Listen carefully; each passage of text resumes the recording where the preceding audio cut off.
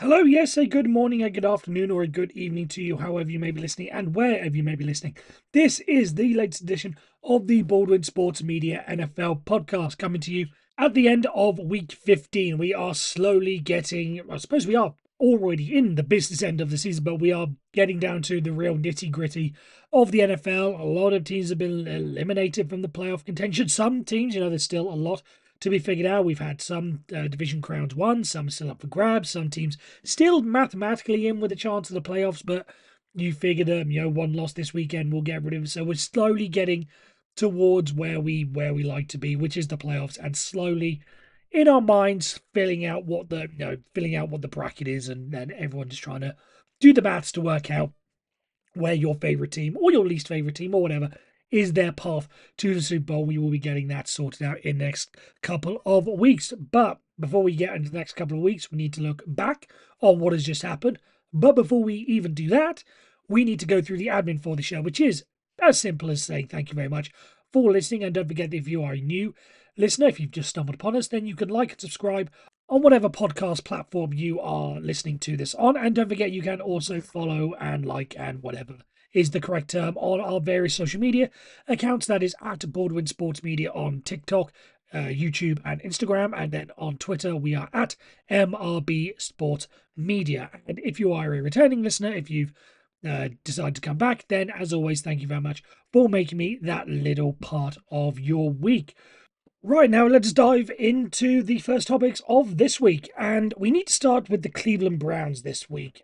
Not really an exciting team, although technically they are an exciting team. They can occasionally be good to watch, but as is the case with most years, they've sort of dwindled away a bit and are now dwindling away into irrelevance to an extent. But they are likely going to be relevant moving forward in one particular area, and that is the quarterback market. And we need to talk about Deshaun Watson because there have been reports and suggestions that he is going to be coming back with the Cleveland Browns next season. Jonathan Jones of CBS Sport reporting that Deshaun Watson is expected to return for next season, as are Kevin Stefanski, the head coach, and general manager Andrew Berry. Now, you can see the argument for Stefanski and Berry coming back. They have built for the most part, a very good team, and Kevin Stefanski has done a good job in turning the Cleveland Browns into a somewhat respectable organization.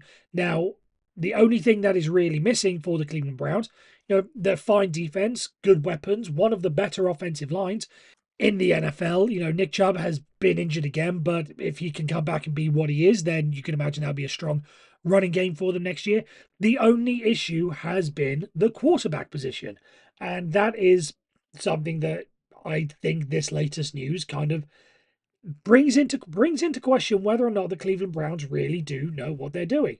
Again, you can make the argument for Brown and Stefanski, Berry and Stefanski coming back rather, but you cannot make that case for Deshaun Watson. Now, obviously, there was always going to be some intrigue and some finagling when it came to Deshaun Watson, given his off-the-field situation. And there were reports, Mike Florio was leading it. I don't know if he was the original source, but he was leading some of the debate that basically because of the surrounding issues surrounding Deshaun Watson, and there are get-out clauses if, further details emerge, that, if further details did emerge and, he's charged, accused, whatever, then there was a chance that the Cleveland Browns could, break the contract and not have to pay him anything else. And obviously that's going to be very important because he is signed up through 2026, fully guaranteed contract, and he is due $46 million in each of these next 2 years. So the only way that they were going to be able to get out of that was if Deshaun Watson was, again, had any further issues placed upon him. Now, the NFL has recently closed their most recent investigation on him. So it looks as if the Cleveland Browns are stuck with Deshaun Watson for the foreseeable future. The only issue with that is, I think that time has sort of proved that he is not a good quarterback for them. I know we discussed it last week with, what to do with the likes of Jameis Winston, for instance. But when it comes to Deshaun Watson, he's still not the guy. Admittedly, he has gotten better than what he was during his time in Cleveland. We saw what he was in Houston. One of the best, one of the highest ceilings that you could possibly ask for when it came to being quarterback. Then he goes to Cleveland again. Whatever excuses you want to use, you could use. The first year he was, coming back off, not playing for you. He was rusty. Okay, you can use that as an excuse. I don't necessarily go along with it, but if you want to use it, then that's there for him. Then he got injured, and there was all these things. Again, if you want to use that, fine. But this was the year that was meant to be the put up or shut up year for Deshaun Watson, in a sense. And when he came in, or what he did this year, even before he got injured, was not exactly setting the league on fire in any way. Never passed more than 200 yards in a game, which in this NFL, anyone who's not throwing over 200 yards consistently, again, you can have the one bad game, but if you are consistently not throwing more than 200 yards in the modern NFL, then something's clearly wrong. And then he gets injured again. So now you have to put in, okay, he wasn't great wasn't good as a player. Now he's injury prone. He's officially labeled as injury prone now. You cannot go forward with Deshaun Watson as your quarterback. So what do the Cleveland Browns do? Again, they are forced to bring him back, but there needs to be something that goes on that gives them a little bit more flexibility, even if they have to restructure the contract. So then he's due 92 million. Even if you restructure it so that you have the same amount of salary, but you spread it out over 3 years rather than two. So it's a 31, give or take, slightly less, $31 million cap hit, then a $46 million cap hit. That 15 million can do something for you. I do not see how the Cleveland Browns can bring back Deshaun Watson as a player. Again, forget what he's done off the field, and whether he's guilty, innocent, whatever, league closed investigation, whatever you want to say about it. Even if something like that comes back and bites him again, something comes out of that. I'm not necessarily saying it will, but for the sake of the argument, let's say something comes back off of that. Even forget that. Just what he is doing on the field. He is not the same quarterback. He's just not a good quarterback anymore. And again, it's somewhat pains me to say because when he came out of college, I was effectively screaming of just how insane it was. The Bears or whoever it was at the top were thinking of taking Mitch Trubisky as the first quarterback in the draft. I knew right away there's only one player if you're going to take one quarterback early, it's Deshaun Watson. I'll admit I didn't know much about Patrick Mahomes at that point, and he got taken to number 2 quarterback, Deshaun Watson number 3. But just going into that, even if you just have it as everyone forgot about Patrick Mahomes was a somewhat unknown in the grand scheme of things. But even if you had just Trubisky and Watson, Deshaun Watson was the far better option. I've always been a fan of his talent. Again, back in Houston, but then again, lost me when the stuff happened off the field, obviously, and then even more so when he went to the Browns because now he's in the division. But even so, you cannot make the argument that Deshaun Watson deserves to be a starter in the NFL now. You just can't. Again, injuries, play, off-field antics. Again, it's the thing that Colin Cowherd brings up again about being quarterbackial, like being presidential, how you present yourself. He's lost the argument on pretty much all 3 fronts there. So the idea that Deshaun Watson is going to be coming back and starting for the Cleveland Browns again, I just don't buy it. Again, you're going to have to do something to make it work. Again, restructure the contract, get that 15 million. That's just the number I picked out, but you can do it even more. So restructure it, get some help, get an extra weapon, get an extra offensive lineman to protect him because there was that game where he took 8 sacks. Some of it would have been on the O-line, some of it would have been on him. Either way, get him an extra weapon, get him an extra running back if you don't think Nick Chubb's going to be 100%. Do something. You cannot go forward in this situation with the Cleveland Browns in this iteration with Deshaun Watson as your quarterback. Something big has to change, either him or something big around him if the Cleveland Browns are going to turn into an even more respectable team than they are. Because again, they are challenging Now, they are putting up decent fights. They're not the 0-16 or 1-15 Browns. They actually have some level of credibility, but they're not going to take that step further with Deshaun Watson as their quarterback. I think that's just a given. So he's coming back, but the Cleveland Browns are making a pretty big mistake when it comes to that.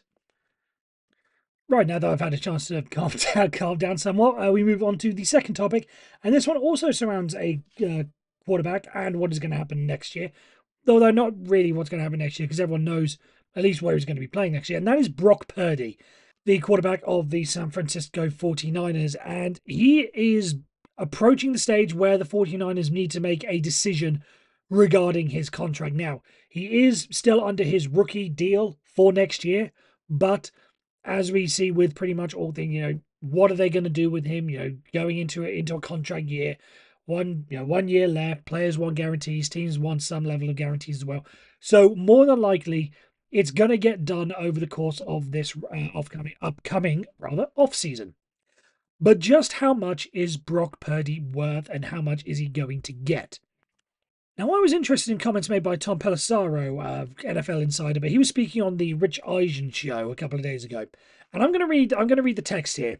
So, just to get a sort of idea of where the 49 may be coming from and where I'm going to be coming from as a result of the comments that have been made. So, with Brock Purdy, I think you have to look at it in the aggregate here.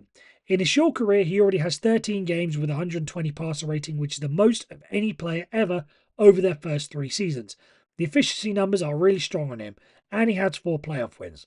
The last 2 guys to reset the market were Dak Prescott and Lamar Jackson, who have 4 playoff wins combined, and wins are not a quarterback stat, but the point is they find a way to win a ton of games with Purdy. The situation is this. He's eligible for a contract extension starting at the end of the regular season, which in all likelihood is going to be at the end of the season as a whole for the 49ers. Next year is a contract year. If a deal is going to get done, I would anticipate, and this is where it sort of gets in, I would anticipate it is at the top of the quarterback market for all the reasons I just said. That's Dak's number. Dak Prescott, obviously. That is $60 million per year. Are the 49ers willing to go to that, or are they going to be in a situation where you could have a standoff with your starting quarterback into the offseason? So there's Tom Pelissero saying that he thinks Brock Purdy is going to effectively be asking for top of the range in his contract deal, because that's where he's saying that if it's either going to be top of the market or it's going to be a standoff. So that's what Brock Purdy is going to be asking for, and he seems to be making the argument that is what Brock Purdy could command, rather. Now, here's the thing. I understand everything that Tom Pelissero has said, but I don't think Brock Purdy is a quarterback that can be paid at the top of the market. I've often said, and I've always often believed that I think there is that the best should be paid the highest. Now, there is some sort of wiggle room to that. If you put the top 4 quarterbacks in the NFL, if you believe that the top 4 quarterbacks are Patrick Mahomes, Josh Allen, Lamar Jackson, and Joe Burrow, just for the sake of argument, if you believe those are the best 4, then they should at least be paid in the top 4. Again, if Mahomes is paid, if you think Mahomes is the best in terms of performance, but he's paid number 2, and the guy who's number 4, for the sake of this argument, Joe Burrow, is paid number 1, there's some level of wiggle room, I think, in there to say, at least they're sort of up the top.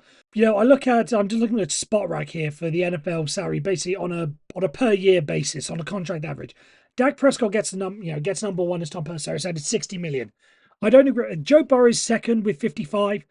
Again, I can sort of agree with that. Again, he's near the top in terms of quality. He should be paid near the top.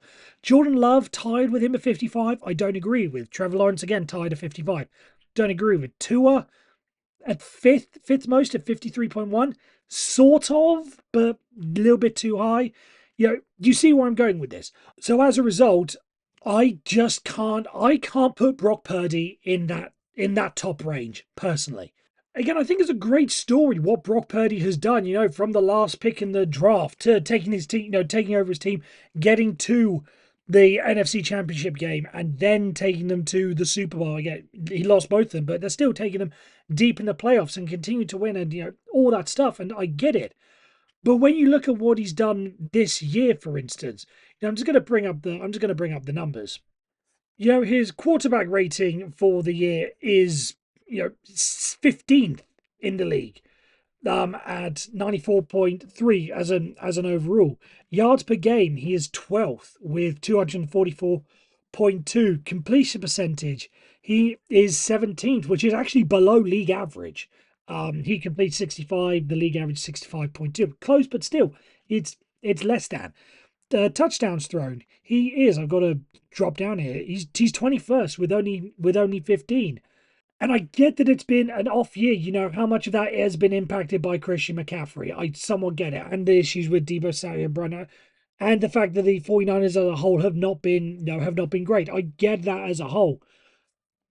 But if you want to be the high paying quarterback, you should be able to overcome those situations. Again, it's why Dak Prescott, for what he's done in the regular season, his postseason success does not warrant that. So he shouldn't be near the top. It's the same with Brock Purdy.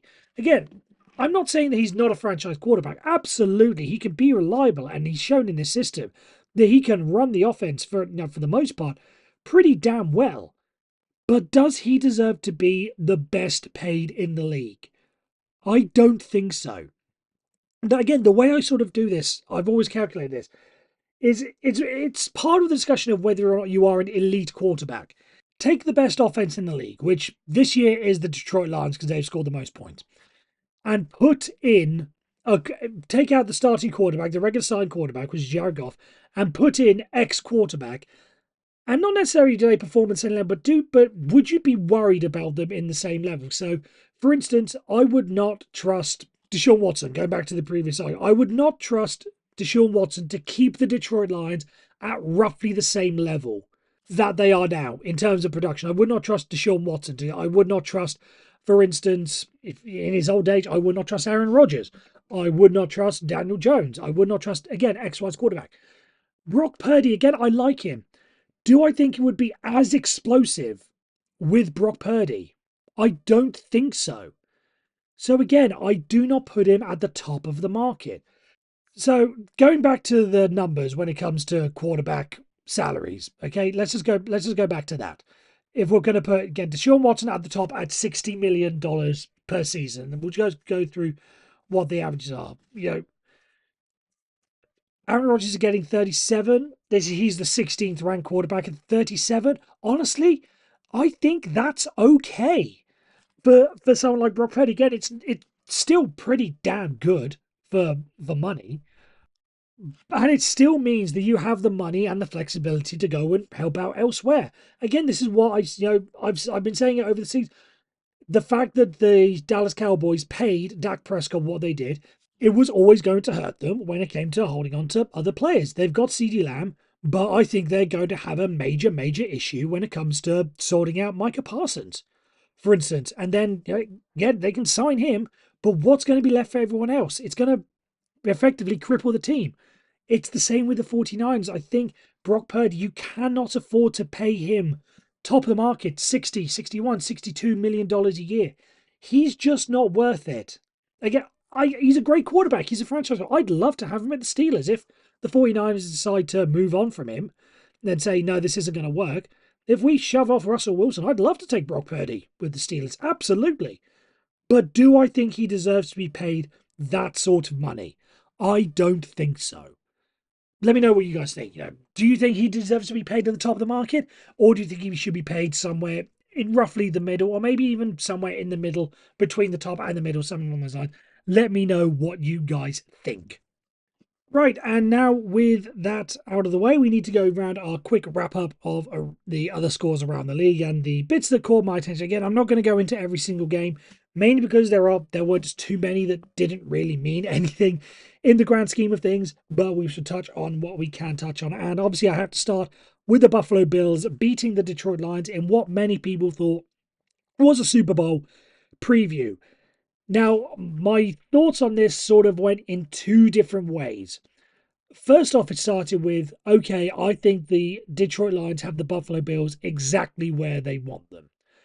And the only thing that sort of caught in my mind is in a game like that, I just felt that, and with the result, I just felt It reminded me so much of the New York Giants when they played the New England Patriots in the 2007 season, the New England Patriots undefeated season, or close to undefeated season.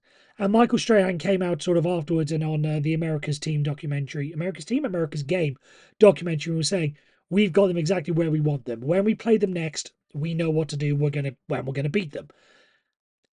I had exactly the same thought until, and sort of all the way through the game, I had the exact same thought until the injury news came out. And the fact that they have lost David Montgomery, I think, sort of that's a pretty big one. You know, Aiden Hutchinson was enormous to start with, but now losing David Montgomery, Carlton Davis, Khalil Dorsey, Aleem McNeil, all these players, I think that they are just sort of one injury too far. I remember saying when Aiden Hutchinson got injured initially that I felt that lost them the Super Bowl, because I was echoing the comments that I believe it was Rex Ryan, someone on one of these panel shows, said that just lost them the Super Bowl because he is that one that can make that one play difference. A bit like Von Miller with the Broncos when they played the Panthers, or Aaron Donald with the Rams when they played the Bengals. If you need a play in that one moment, Aiden Hutchinson was the guy to do it for you. And they've lost that defensively, and I think that cost them the Super. I think that cost them the Super Bowl. Again, there is talk that maybe he could come back for an NFC Championship game or Super Bowl if they were to make it. But I just think with this injury to David Montgomery, I think that's just something that takes them just that little bit step down. I think from maybe reaching the Super Bowl and losing it, not having enough, to maybe not even making the Super Bowl. I think it's so. I think I just think that's so unfortunate for the Detroit Lions that they, on this great surge, great team, whatever, and then to be hit with something like that again. With with the likes of David Montgomery and Ali, they could have made it. I just think that's one set of injuries too far, personally. But again, I hope I'm wrong. I think I've said before, the Detroit Lions making the Super Bowl, I think would be good. It'll be good, that's the feel good story that I think all of America can pretty much get behind. So I think we're all rooting for that. So hopefully it doesn't happen that way. And then obviously to touch on the Bills, statement win. To go into, again, Super Bowl preview, to go on the road to Detroit and pull out a win like that, even with the the injury situation, to do that, having already beaten the Kansas City Chiefs in another statement win earlier on in the season, I think to be able to go do that, that's just pretty damn huge. And you've got to be feeling really, really good. Even if they do end up with, what looks like they'll end up with the 2 seed, I think you'd still feel pretty damn confident if you were a Bills fan, especially if you could run the table. Which, given that their last 3 games in order are the New England Patriots, the New York Jets, and the New England Patriots, you'd think they'd win all 3 of those games to go in with that sort of momentum. It's gonna. I would not want to bet. I would not want to bet against the Buffalo Bills if they can, carry on playing the way they are, and especially Josh Allen going on the way he is. And now moving on, and not necessarily sort of talking about one game in particular, but I do want to touch on what has happened with the Denver Broncos, because I'll admit I may have got this one a little bit wrong with how well they've been doing. 9-5, just I think the main thing when it comes to the Broncos is the fact that Sean Payton and Bo Nix seem to be getting on so well, and that quarterback whisperer thing has worked so well. Because after what happened with Russell Wilson last year, there was the chance that, if Bo Nix struggled this year, and again he's a rookie, but there was always that element of if he couldn't make Bo Nix work, then is Sean Payton, washed? Is he really, or he's made up to be and all that stuff? But then, especially with Russell Wilson doing so well in Pittsburgh, then there was that extra pressure to say, oh, okay, maybe Sean Payton did lose it, and it was Russell Wilson was right all along. But the fact that both seem to be working pretty well, I think this goes to show you that it wasn't really anyone's fault. It may just have been just a bad match. One couldn't work with one system, one couldn't work with the other. It wasn't necessarily anyone's fault. It just mutual, a butting of heads, as it were. So not necessarily a good thing or a bad thing. It just played out the way it did.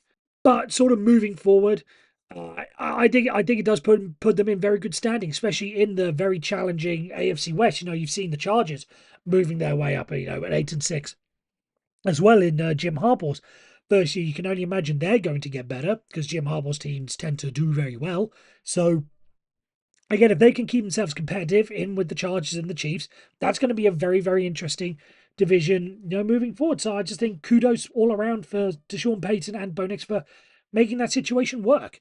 So well done them. I think again, I may have got that one a little bit wrong at the start of the season, but I'm glad to see that working out.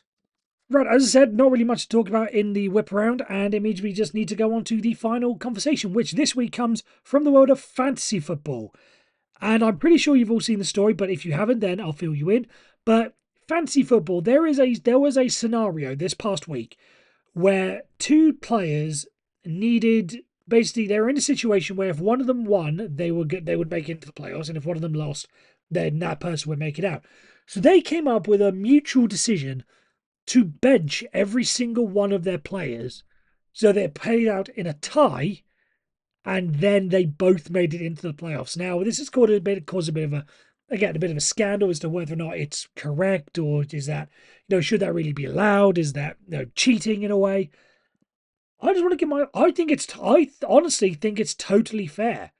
In that situation, if both of you sort of work it out between you, I think that's totally fine. If it was to sort of round up and effectively to bully a player to say, "Oh, I definitely don't want him in. Let's, you know, work our way around." Again, you could do this in other situations where, you know, I don't want him in, so I'm going to tank my team to give another person an automatic win to keep them out. I think that'd be bullying. I think that's a little bit too far. But in this situation where it's a mutual thing between two people, just like that, I think that's totally fine.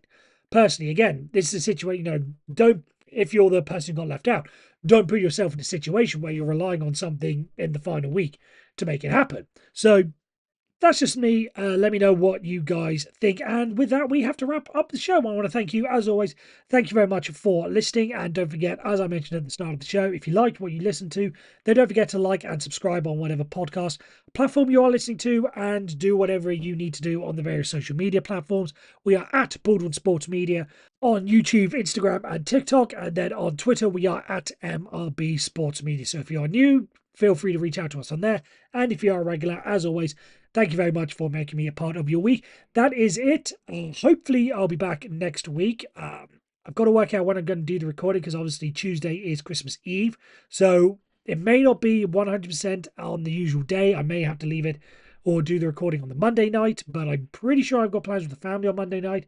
So I'll try and work something out. Anyway, everybody take care. And if I don't hear from you, or if I don't speak to you rather, before the Christmas break, then have a very Merry Christmas and a happy holidays and whatever it is that you celebrate. But hopefully I'll be back next week. But until then, take care, and as always, stay safe.